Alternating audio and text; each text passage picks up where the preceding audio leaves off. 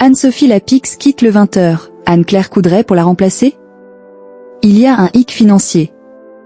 Alors qu'Anne-Sophie Lapix a annoncé son départ du JT de France, la direction du service public cherche celui ou celle qui lui succédera, mais les choses se compliquent.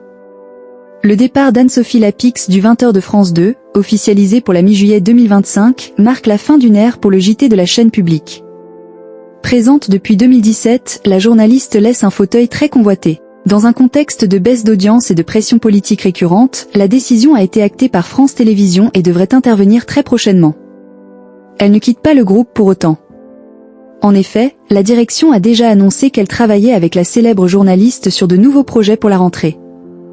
Mais sa succession au JT de France 2 s'annonce délicate, notamment sur le plan financier. Depuis quelques jours, la question de la succession agite la sphère médiatique. Si plusieurs noms circulent, dont celui de Caroline Roux, le nom d'Anne-Claire Coudray revient régulièrement dans les spéculations. Journaliste reconnue, elle présente le 20h de TF1 le week-end et bénéficie d'une forte notoriété. Toutefois, selon les informations du Figaro relayées par TV Magazine, un hic financier complique sérieusement cette option. En effet, le salaire d'Anne-Claire Coudray chez TF1 serait bien supérieur à ce que France Télévisions peut proposer à la journaliste. Un transfert impliquerait donc soit un effort budgétaire conséquent du service public, soit une baisse de rémunération pour Anne-Claire Coudray. Toutefois, ces deux scénarios sont jugés peu probables à ce stade. Et la direction de France Télévisions n'a pas encore tranché.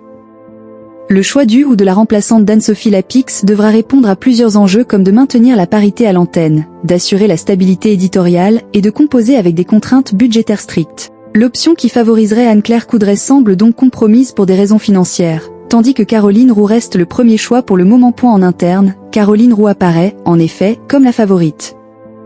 Présente sur le service public depuis plus de 10 ans, elle a su s'imposer à la tête de C'est dans l'air et l'événement sur France 2. Son profil, sa connaissance des codes du groupe et son expérience politique en font une candidate crédible.